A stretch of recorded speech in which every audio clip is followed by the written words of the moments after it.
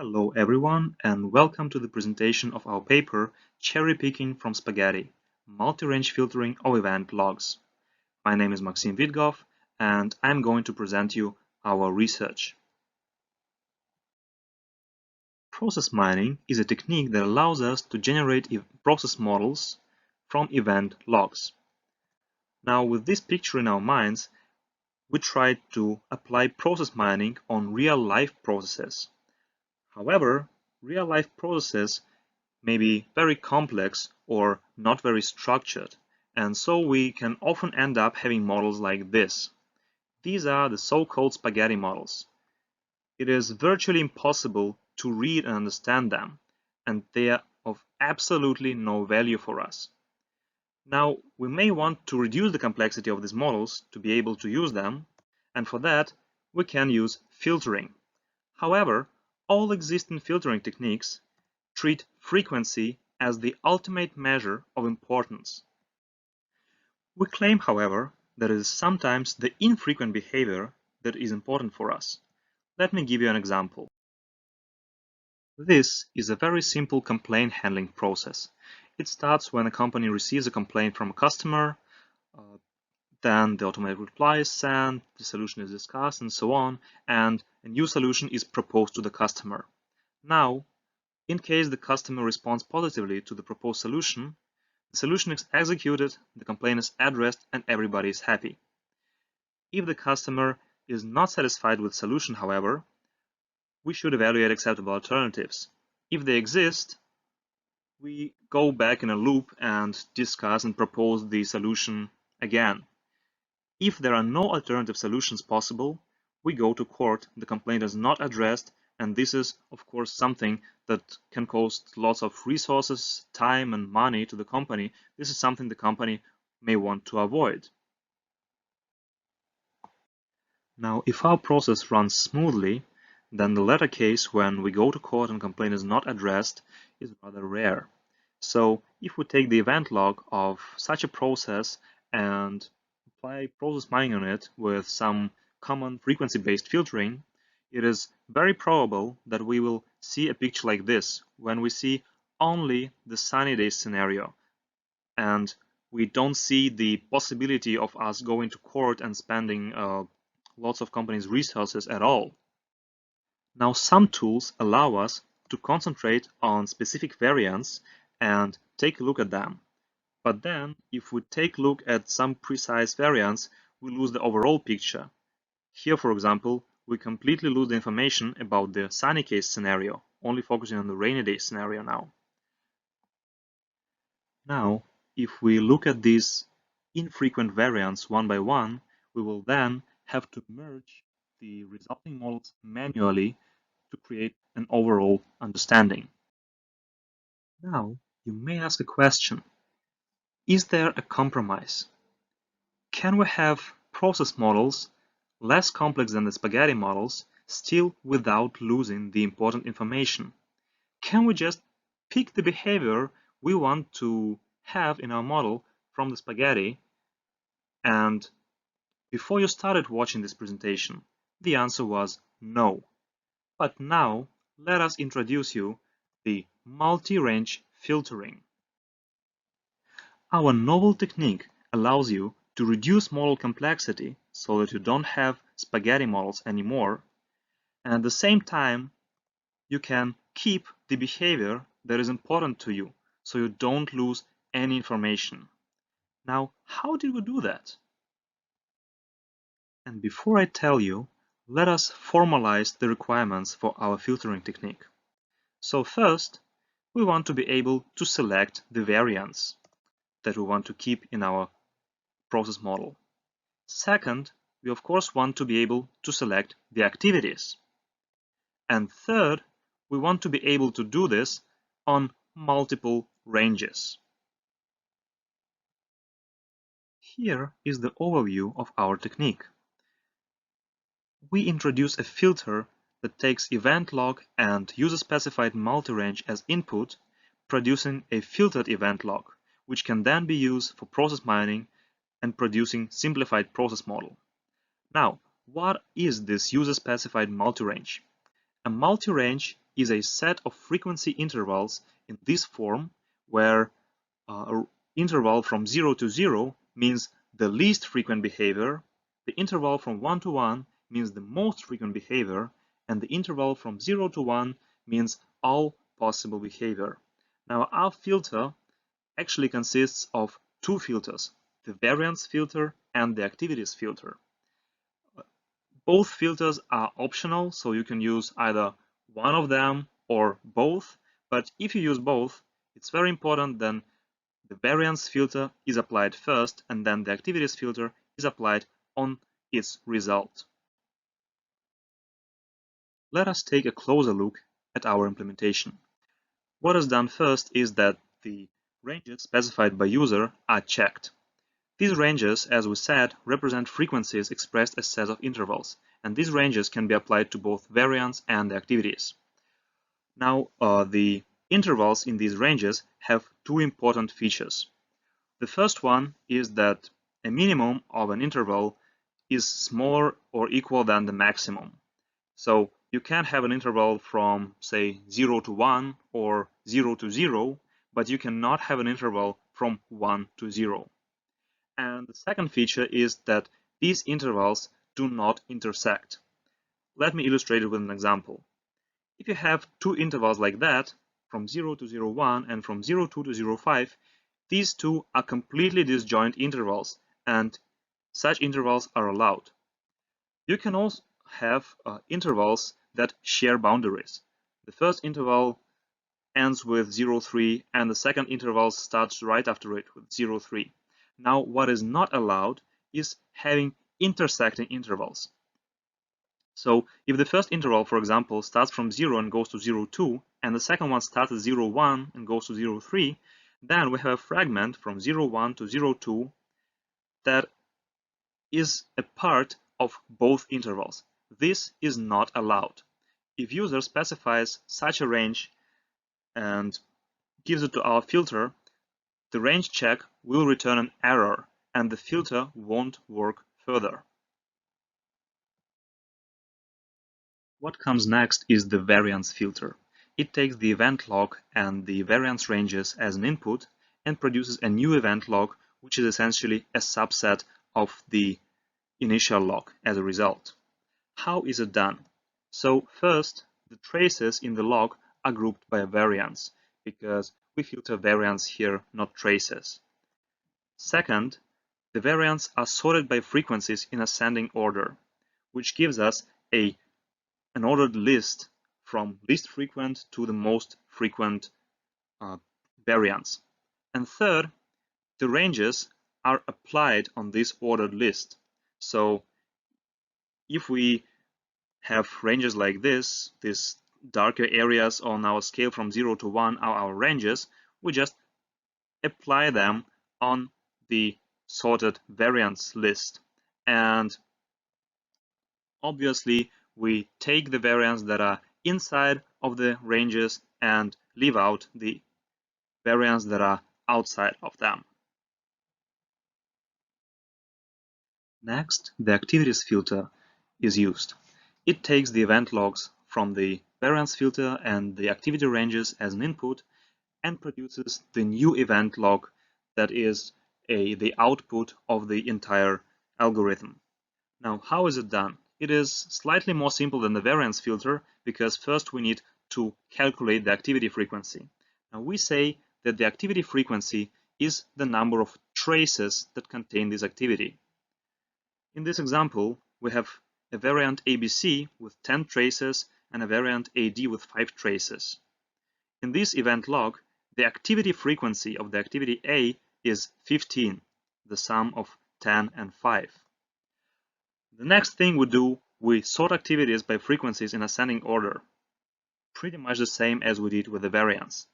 And then we apply the ranges on the ordered list of activities, pretty much in the same way as we did with the variance. And now we reconstruct the event log by adding only the filtered activities to the traces.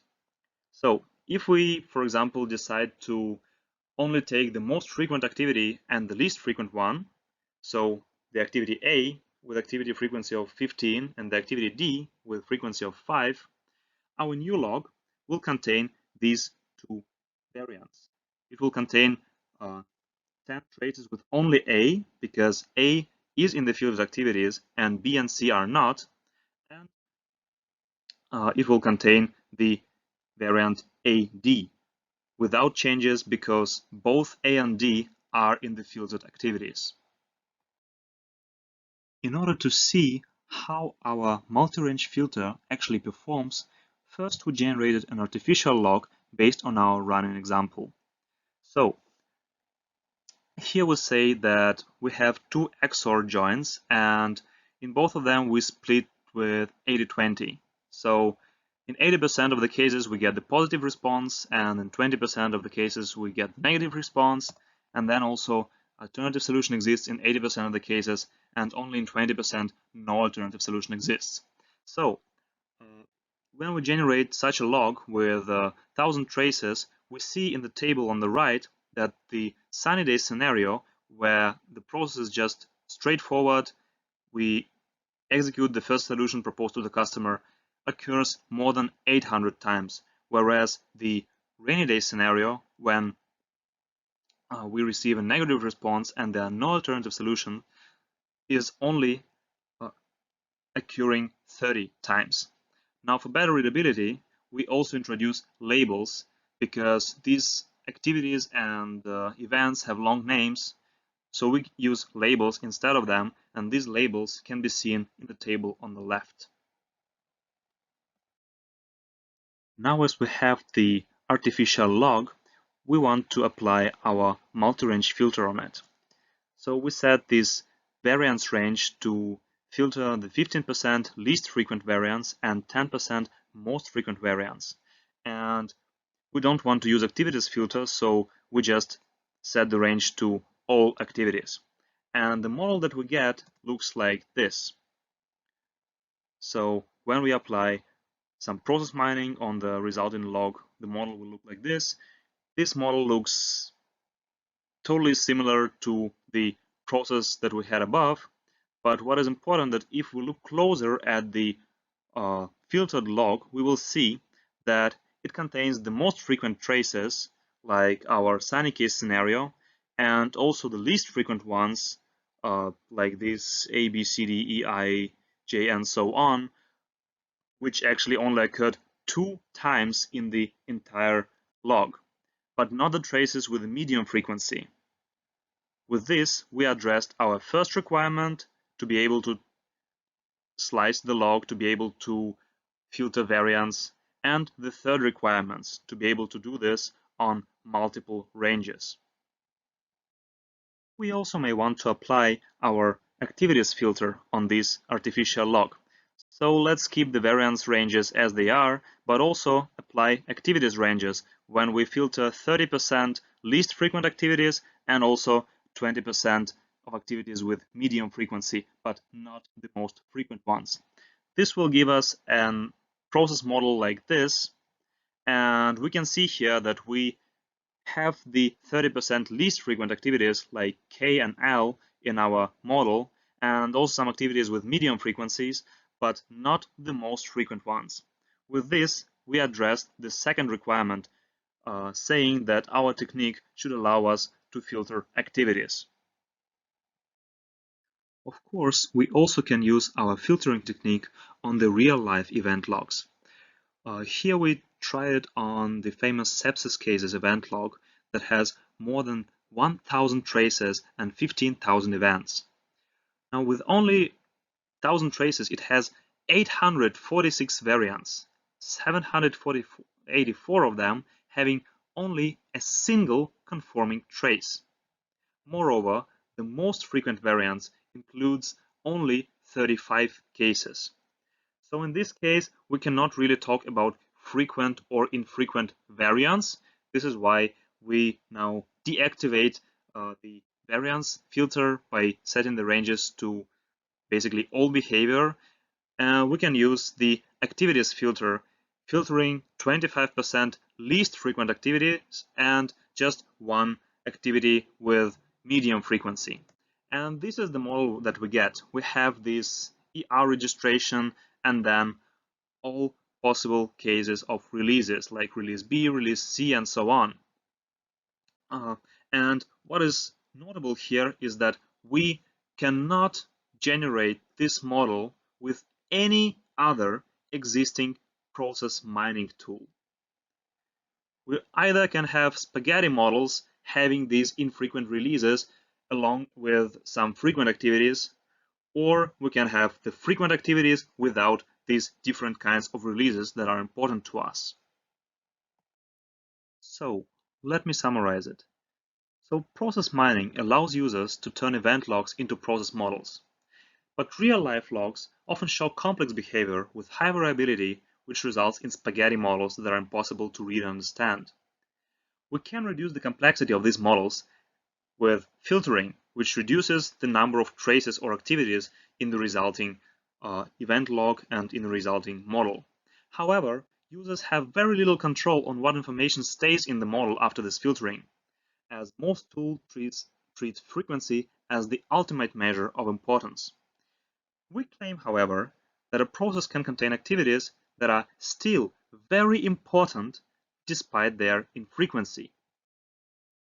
Let me show you an example of how important it is. On the left, we see a model generated with single-range filtering from the sepsis cases event log. Here we filter 35% most frequent variants and 40% most frequent activities. These models is pretty easy to read and understand, but we don't even know whether we lose some information here or not.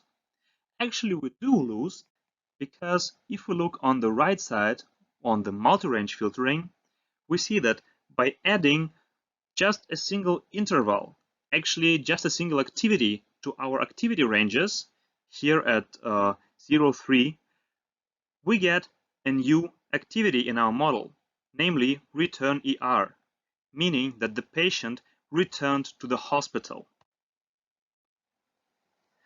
Now, in our opinion, it is a very important activity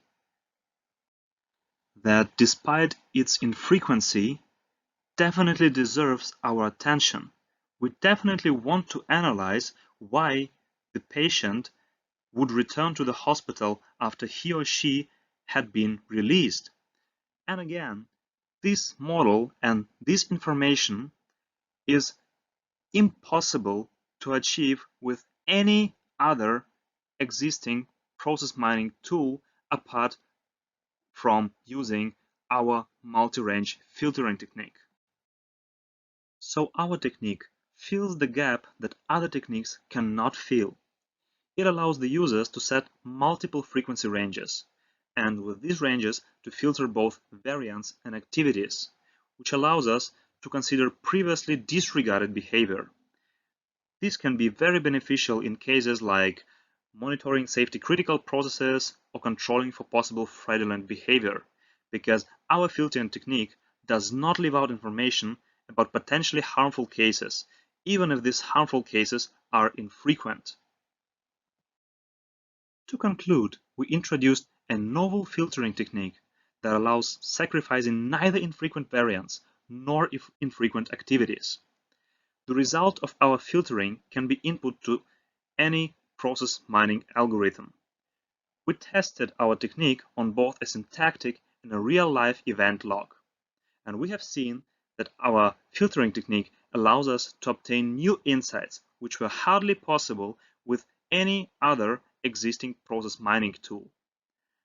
Our future work includes implementing a user-friendly interface, applying our technique in real-world scenarios, and extending the state-of-the-art techniques by enriching them with multi-range capabilities. Thank you for your attention.